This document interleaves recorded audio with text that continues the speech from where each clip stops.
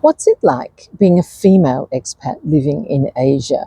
Is there a real difference between the female expatriate experience and for a male? And how do I prevent from becoming one of those expats at a party that nobody really wants to speak to? Well, if those questions or anything about being an expat are of interest to you, it is great to have you with me. My name is Wendy, and for more than 3 decades, I have lived and worked in 5 different countries in Asia. And I still live and work in Asia, now in Thailand. Today, I want to talk about a topic that affects not only expats, but also tourists. So if you're a tourist watching this, this will be of interest to you too. Because I want to talk about bartering, which is almost a physical sport in Asia. Anybody who's ever been to Asia knows that bartering is par for the course, and it's often done with great joy and great fun, but it can be fairly hectic if you're not really used to it. So my question is, how is it that perfectly competent human beings who've just spent 3 weeks gathering all of the paperwork that they need in a foreign language, they've got all the photos, they've had the medical checkup, they've done everything they need to get a visa, and it's no problem. They hand in the paperwork, they're patient, they're calm, they don't sweat, they don't feel weird, and then they get the paperwork and that's absolutely fine. And then they go outside and they go to the market, they want to buy a kilo of dragon fruit, and they can see that the price is negotiable, and they can't even save 10 baht on a kilo of dragon fruit. What happens to our brains as expats and as tourists when we go to barter? It is a funny thing, because for me, even so, after 30 years, I'm much better in it than I used to be, but it still makes me sometimes a little bit queasy. So why? Why does it make us so queasy to barter in Asia when you must barter in Asia? It's just one of the things that you have to do. The first thing is that bureaucracy, even really crazy bureaucracy that we don't really understand, has rules. They might not be our rules. They might not even be rules that we agree with, but they are rules. There's a kind of a set to it, right? There's a structure to it. And we understand the rules, and expats love rules. And if you're going to fight me and say, oh no, you don't have to you don't have to follow the rules in Asia because it's all free for all. Well, yeah, except I bet that when you got your visa, you also handed in all the correct paperwork. So don't come at me with that. I know that expats to a certain degree need to follow the rules, because if you don't follow the rules here, you could get into serious, serious trouble. So you do follow the rules. And we understand the rules, because even if it's in a different language, there's similar rules to what we have in our home country. So we get that. We're brought up to be that way. Whereas when you get into the market, the gloves are off, man. There's theatre, there's fun, there's drama, there's all kinds of things that occur when you're bartering, even if you are actually trying to get a cheaper rent, which should be a kind of a serious thing. There's a lot of gameplay. So even though we do understand how to get things done, we like to do things in a particular way. And when there's no rules, when it's a little bit chaotic and we don't know what the parameters are, we tend to lose language and we lose confidence. And a lot of it is about confidence. So let's look a little bit deeper into that, because part of the confidence comes about from this idea of fluency. And here I don't mean knowing how to speak the language. I mean understanding the fluency, the general fluency of what it is to actually barter in the marketplace with people who've been doing it since they were a kid. This idea of fluency comes around from several different things. One of the things is tone. Yeah, we don't want to sound angry when we're bartering. We don't want to get aggressive, and we don't want to show that it means too much. So tone sensitivity is a thing when you're bartering, even if it's like 10 baht off the carrots that you want to get or something like that. Okay, so that makes us a little bit nervous, because we're not sure exactly where the tone is. The other person bartering with us might look very serious, but we know that it's not necessarily real, right? And we don't know where to pitch that tone. So we don't have the same kind of fluency of tone when it comes to bartering.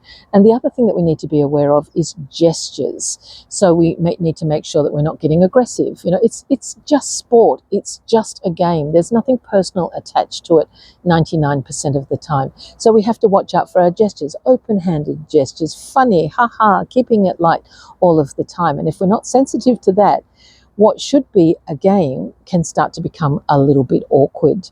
We have to understand local humour. So you know that you are being made fun of, but for Asians who are bartering with you in the marketplace, it's not personally directed at you. Okay, they're using humor as a deflection, and it's all in good fun. It's all in good jest. So you mustn't take it seriously. You're not being laughed at, you're being laughed with. And that is something that does make us a little bit sensitive, because as expats, we're always conscious of the idea that we're being ripped off. And what part of us does that insult? If we feel we're being ripped off, what part of us is that upsetting?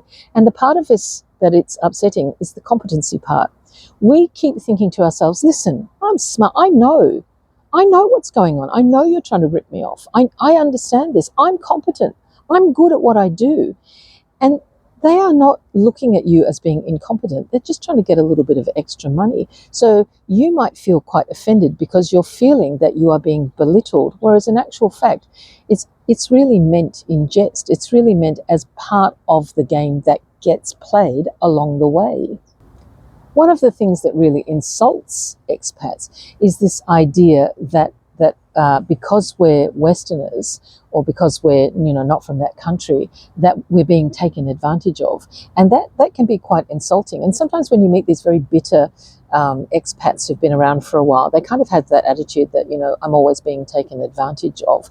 But I think that misses the point a lot of the time, because I think that, as I mentioned, the idea of bartering is just part of the nature of the beast, if you will. It's part of the nature of being in Asia. And so you really can't take it personally, because it's not intended to be personal. You don't want to feel like you're clueless, and you don't want to have this sense that other people think that you're stupid because you're white. I know that sounds really tough, but that's what it is. So we have to make sure that we don't internalize that, because none of that is really intentional. Like I said, they're just trying to get a better price than what you're offering. And for them, it is part of the sport. Because the truth is, in our culture, we don't usually barter in a way. We might get a 10% discount on something like that. But if somebody in the marketplace, whatever marketplace it is, whether it's in the property market or whatever marketplace we're talking about, I'm not necessarily talking about a wet market. When somebody says, how much do you want to pay? Because we haven't grown up in this system, our brains just short circuit. They're just like, oh my God, I can't think. Now, if you're good, if you've been around for a while, what you will do is you'll go down to like a third of what was initially offered and kind of work your way up. But there is this fear that Westerners have of insulting the other person as well. We are conscious of social cues. We don't want to say a figure that's going to make them really angry, and then the whole thing turns sour.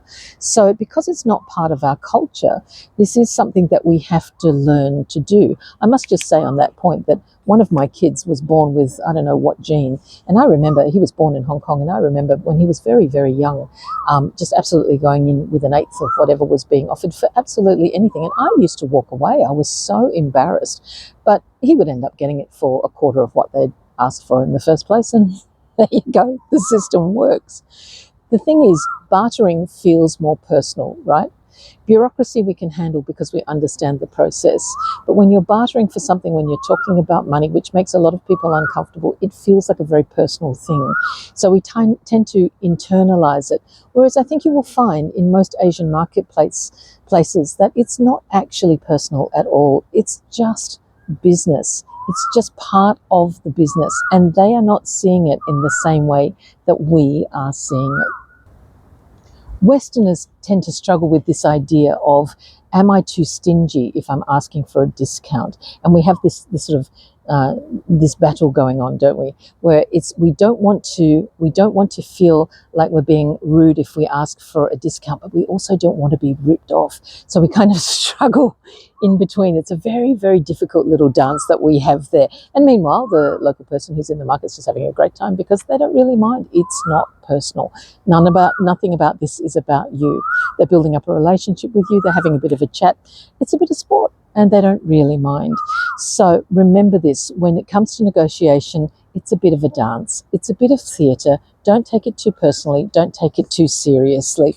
And If at the end you end up going home with 2 pineapples that you didn't really want and an extra set of mangoes that you think you've overpaid for, or you've bought something, you've taken a property that's costing you $50 a month more US than you would have been had you not been a good negotiator, don't sweat it too much. It's going to be okay. When it comes to bartering, remember, lightly, lightly, friend, lightly, lightly.